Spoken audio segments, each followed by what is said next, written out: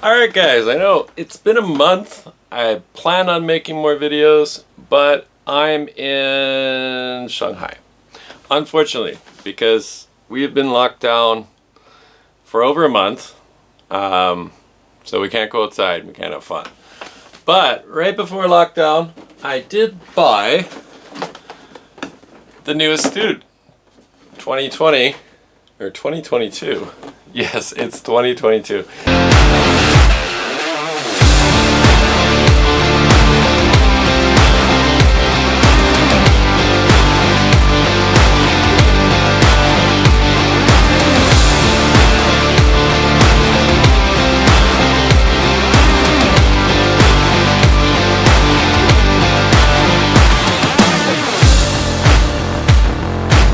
And right off the bat, I must say this is a return to form for Tamiya. Right from the box art down to the little weird intricacies of how you build it and the fact that there's a driver figure. So for 2022, really, I must say a very high-end kit from Tamiya, very high-end buggy, very nice plastics, very nice hardware set. That it comes with a driver figure is really cool. So today I want to show you part one of my review on this car, because I didn't get a few parts and so I actually can't finish my review. But I'm going to show you the car, talk a bit about how I built it, and show you the paint job I put on it, because I didn't do box art. Here's my TD2 2022 Astute. So we'll be taking a closer look at this. Right off the bat, you can see it is not the box art paint job. And I want to do something unique. It is the Tamiya 60, I believe it is, Ferrari red. It is backed in white and then backed in silver. But the actual design, with the white center and around the cowl, and a white stripe down the side, also the white rear wing, I used my Ferrari F1 as inspiration. So you can see it's the same color. This is a hard body. It comes with the re-release shell, but a new F102, I believe it is. See, this is the 312 T3.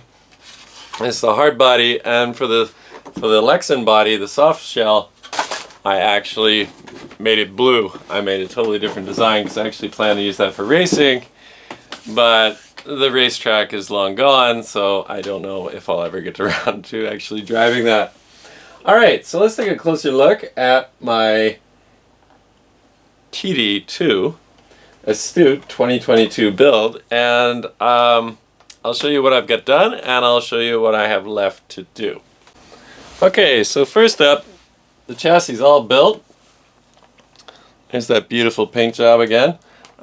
You may see some things that are different than box art. Different than the standard build. For example, these nice shocks, and I'll talk about those. So let me show you inside. Oh, I got Velcro on this as well. I'll have to pull that off.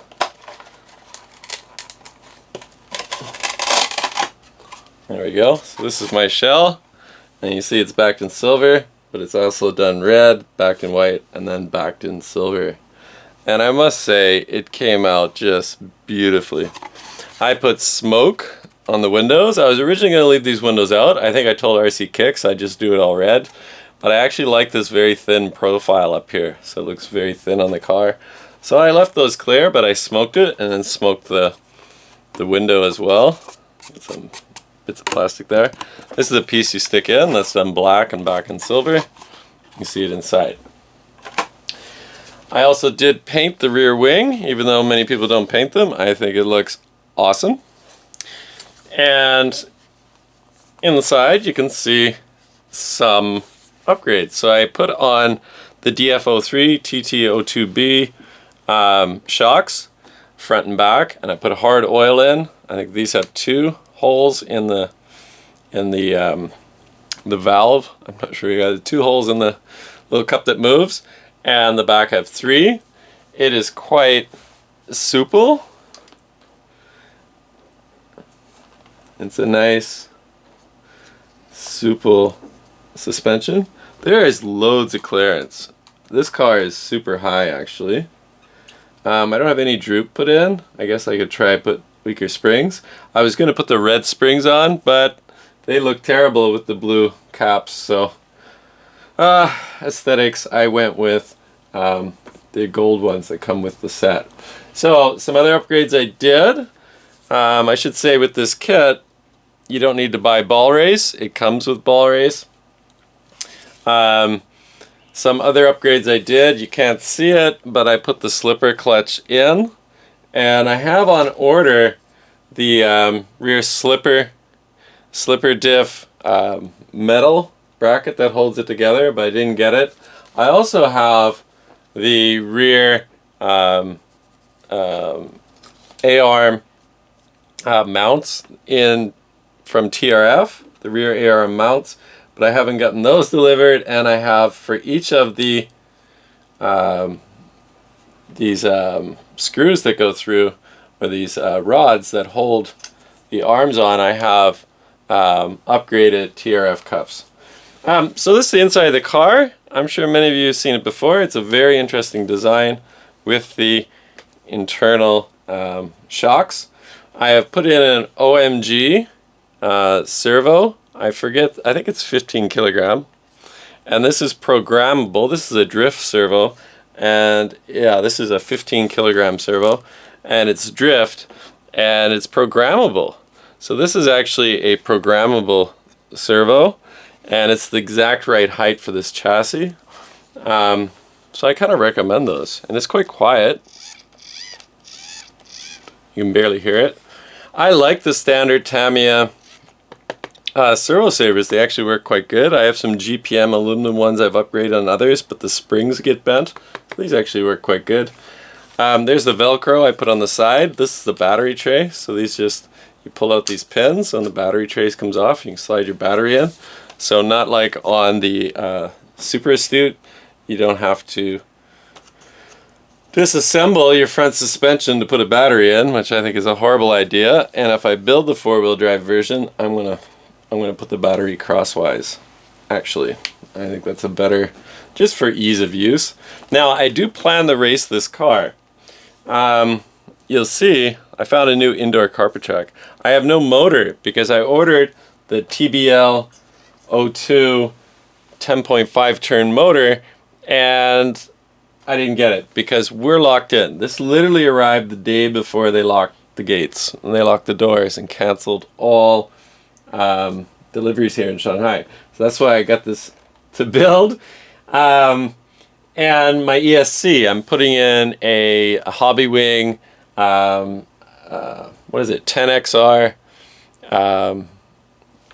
stock Pro, XR10 stock Pro ESC, and they're like about $150, I guess. So it's a nice race ESC. So that's what I'll actually go in there, and it'll join to the Tamiya motor. So it has the bell end with the wires on the end, so the end cap, so I don't have to cut any of the chassis. So my review of the car, without driving it, I absolutely loved building this. One thing I want to mention, if you're putting on these shocks, and I didn't build the originals, I built with these shocks on it.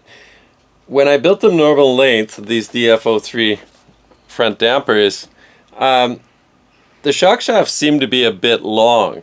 And what would happen is the suspension wouldn't work. Something about the angles, this would be turned too far out, and literally it would just bend this mount. So I took them all apart yesterday and took the oil out, and I put in about that much of a limiter. So I just put a aluminum ring inside so the tower, so the shock shaft can't drop its full length. So these are a bit shorter than standard if you put these on a DF03. So that's one thing to be aware of, those shocks. So if they're too long, your suspension literally sticks and it won't move on the front. Now, as far as the suspension goes, the front doesn't bottom out the chassis, it bottoms out the shocks. So I think one issue if you're doing hard landing, it's not a lot of weight up front, but you can damage your shocks before you scrape your chassis. So I don't know really what they were thinking. So when it's all the way compressed, I can still put a whole finger under there. There's not much else in the way of upgrades. The slipper clutch, that's a big one. The shocks, that's a big one. Things like electronics, they're necessary because it doesn't come with any electronics. Still, I think for the price, the design is 100% classic Tamiya, right from the box design right down to, yeah, look at that. We got a driver figure in there. As far as the kit, all the hardware for building it is Allen head. Okay, so that's really nice to see. This chassis and many of the pieces have a lot of fiberglass in it. It's very stiff. I can't twist this car in any way. I can't flex this. Once it's built, when it's not on the car, you can actually get a little bend. You can get a little flex out of it, but once it's all assembled, there is no flexing. Nothing feels cheap. And honestly, guys, I think this will be a proper car for racing. I can see putting this up against an RC10. And people may think that's ridiculous, but I bet you will see it. I saw one guy online, he was racing it, and he was coming second in his races, and he's racing against, you know, pro low season Kyoshos and team associated. So no running footage in this video, it's just a short one, because I can't actually drive it, even if I had the motor in it. We're allowed outside to walk the dog. We take him out in the morning and late in the evening. They asked us never to go outside when it's daylight. Apparently COVID loves sunshine, and if it's dark, you can't catch it. Anyway, we're not really worried about catching COVID. We're worried about being caught by the COVID cops. So if you get COVID here, or you're close contact with someone who has COVID, they take you out of your house and quarantine you. And there's lots of reports of people like having their pets killed. These quarantine facilities are utterly horrible. I'm sure if you go into Google News search, I have lots of video, but I don't need to share it here. But it's actually a horrible situation. I hope, you know, by the summer, because it's been over a month now, so let's be optimistic or realistic, I don't know which. Let's say I hope we can be out by the summer. There is an awesome carpet indoor track, and I want to take this there and do some filming with it. Another thing lockdown has stopped is I have an Optima Mid Riri, and that's a four-wheel drive Kyosho, and I plan to build that up with really nice spec gear and take that to that track as well. And it should have came about 2 weeks ago, but I can't get any deliveries. Shanghai, you can't get anything shipped to you.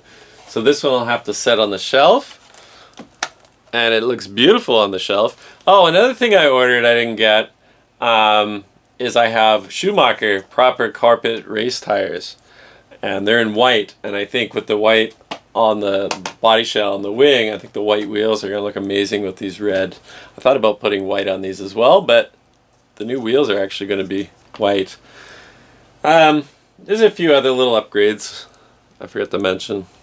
The TRF bolts, and I get the aluminum hexes on the back and a few things like that. But yeah, we're going to have to wait to drive this, and I don't know if I'll ever get the Optima Mid. Hopefully I'll build that up and put that on the channel. And also I have the new version, the Lucas Oil Pro Stock Team Associated DR10 being smuggled into the city, and hopefully I'll have that in a week. It's actually literally being smuggled in from Hangzhou or Suzhou or somewhere, because trucks aren't allowed to enter the city. And I'm going to see if I can get that delivered. Some days it's been hard to get food. The first week was horrible. We're not starving. We're safe. We haven't been taken to COVID prison. So, and I got this awesome car built, and I can show you all eventually at driving. If you're on the fence about getting a TD2, I'd say jump off that fence on the side of getting it. If you're new to RC and you haven't built a car, I wouldn't say this is a beginner car, but when it's built, my opinion is this is as good as any of the pro cars you see around. I think it'll perform just as well also. So I would recommend anyone who can get it, get one, build it up. I may get the Avante, but I really hope to get the Optima Mid. I don't know why. I like this one a lot more than I like the look of the Super Avante. So that's all for this episode, guys. Hopefully that didn't take too long. I know some of my videos are like 20 minutes. So if you can like and subscribe, maybe leave a comment or two, that would be awesome. I'm really happy to see the channel growing a bit. I think we have 167, and that's kind of a weird thing to say, but I was just thinking like a year and a half ago we only had like 30 people. So thank you guys that subscribed. I have loads of cars I actually have never reviewed or talked about, including this one.